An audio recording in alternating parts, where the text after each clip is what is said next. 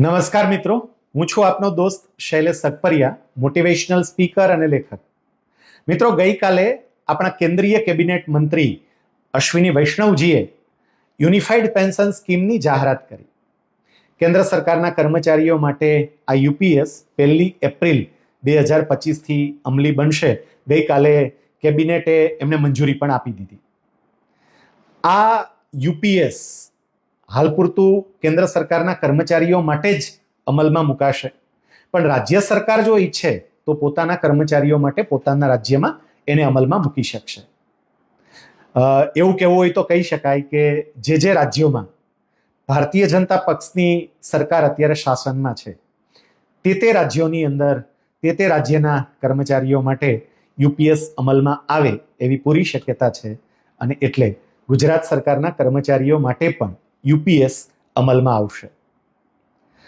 આ યુપીએસ વિશે જાણવાની સૌને ઉત્સુકતા હોય, ખાસ કરીને સરકારમાં સેવા આપતા કર્મચારીઓને અને એની સાથે સાથે સરકારી સેવામાં જોડાવા માટે સ્પર્ધાત્મક પરીક્ષાની તૈયારી કરી રહેલા વિદ્યાર્થીઓને પણ આ સ્કીમ વિશે જાણવામાં રસ એટલા માટે હોય કે એમને આ સ્કીમના કેટલાક પ્રશ્નો સ્પર્ધાત્મક પરીક્ષામાં પૂછાય.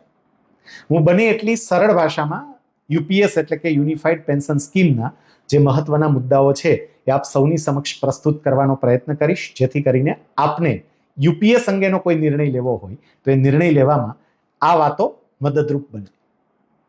સૌથી પહેલી વાત તો એ કે આ યુપીએસ છે શું? યુનિફાઈડ પેન્શન સ્કીમ, જેને ટૂંકમાં યુપીએસ તરીકે ઓળખવામાં આવે છે, એ 1 એપ્રિલ 2025થી અમલમાં આવશે. અત્યારે ન્યૂ પેન્શન સ્કીમ અમલમાં છે, જે 1 એપ્રિલ 2005થી અમલમાં મૂકવામાં આવી હતી, અને એ પહેલા ઓલ્ડ પેન્શન સ્કીમ હતી. ઓલ્ડ પેન્શન સ્કીમ છે ને એ સોના જેવી છે, ન્યૂ પેન્શન સ્કીમ છે ને એ પિત્તળ જેવી છે, અને જે નવી ઇન્ટ્રોડ્યુસ થઈ રહી છે એ યુનિફાઈડ પેન્શન સ્કીમ ચાંદી જેવી છે. આ યુપીએસ એનપીએસ કરતા તો સારી જ છે, એમાં શંકાને કોઈ સ્થાન નથી, પણ એ ઓપીએસ જેવી તો નથી જ. આગળ ચર્ચા કરશું, એને આધારે જ આપને એનો ખ્યાલ આવી જશે. 3 મહત્વની બાબત આ યુપીએસ અંગેની મારે તમારી સમક્ષ મૂકવી છે. સૌથી પહેલી વાત, એનપીએસમાં કર્મચારીઓને પેન્શન મળે, પણ કેમાંથી મળે? દર મહિને કર્મચારીના પગારમાંથી જે એક નિશ્ચિત રકમ કપાય, સામે સરકાર પોતાનો ફાળો જમા કરાવે, અને જે રકમ ભેગી થાય એ રકમના વ્યાજમાંથી જ કર્મચારીને પેન્શન મળે. પણ યુનિફાઈડ પેન્શન સ્કીમમાં હવે સરકાર ઓલ્ડ પેન્શન સ્કીમમાં પોતાના ખજાનામાંથી જેવી રીતે પેન્શન આપતી એ જ પ્રમાણે પેન્શન આપશે, પણ થોડી રીત બદલાશે.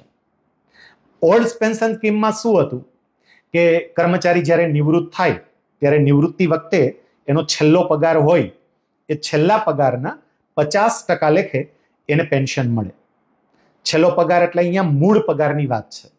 તો છેલ્લો મૂળ પગાર જે હોય એના 50% લેખે પેન્શન મળે, એના ઉપર પ્રવર્તમાન દરે મોંઘવારી ભથ્થું, અન્ય મળવાપાત્ર ભથ્થા એ બધું મળે. આ યુનિફાઈડ પેન્શન સ્કીમની અંદર થોડો ફેરફાર કર્યો. કર્મચારી નિવૃત્ત થાય ત્યારે પેન્શનની ગણતરી માટે એનો છેલ્લો પગાર નહીં લેવાનો, પણ નિવૃત્તિ પહેલાના 12 મહિનાનો જે પગાર હોય એની સરેરાશ કાઢવાની. ફેર શું પડે?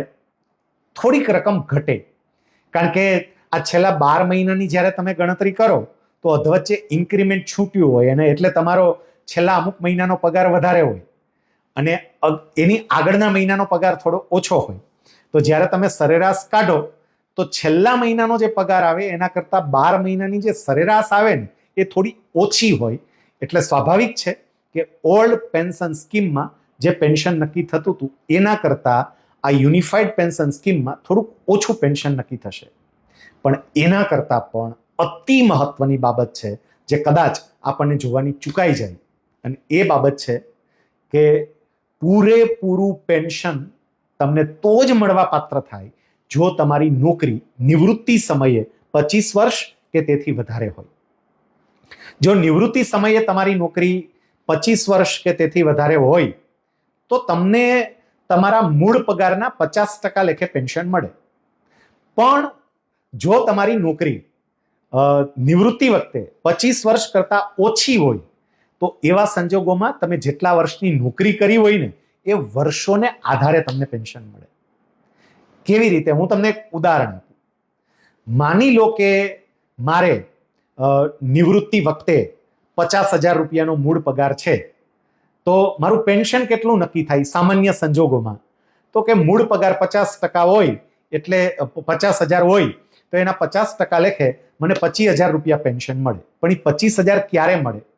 જો મારી નોકરી 25 વર્ષ કે તેથી વધારે હોય તો જ, નહીતર 25,000 ના મળે, નહીતર રકમ ઘટી જાય. માની લો કે 25 વર્ષ કરતા ઓછી નોકરી હોય તો કેવી રીતે ગણતરી થાય? હું ઉદાહરણ આપું કે મારી નોકરી 20 વર્ષની છે તો કેવી રીતે ગણતરી થશે? તો કે હું જ્યારે નિવૃત્ત થાઉં છું એ વખતે મારા 12 મહિનાના પગારની સરેરાશ કાઢવાની અને એ સરેરાશ જોવાની, એના 50% કરવાના, એ 50% લેખે જે રકમ થાય ને એ મને ક્યારે મળત પેન્શન તરીકે? હવે તમે સમજી શકો છો. મારી 25 વર્ષની નોકરી હોત તો એટલી રકમ મળે, પણ મારી 25 વર્ષની નોકરી નથી, મારી તો 20 જ વર્ષની નોકરી છે. તો મારે 83 મૂકવી પડે કે જો 25 વર્ષની નોકરી હોત ને તો આટલી રકમ મળત, મારી 20 વર્ષની નોકરી છે તો કેટલી મળે? એટલે કપાઈ. જેમ જેમ નિવૃત્તિ વખતે તમારી નોકરીના વર્ષો ઓછા હશે તેમ તેમ પેન્શન કપાતું જશે, પેન્શન ઘટતું જશે. એ યુનિફાઈડ પેન્શન સ્કીમની એક ખાસિયત છે. બીજી જે મહત્વની વાત છે, જે મહત્વનો તફાવત છે, એ કુટુંબ પેન્શનમાં મૂક્યો છે. કોઈ પણ કર્મચારી છે એ જ્યારે અવસાન પામે ત્યારે એમના પરિવારજનોને કુટુંબ પેન્શન ચૂકવાય છે. તો ઓલ્ડ પેન્શન સ્કીમમાં શું જોગવાઈ હતી?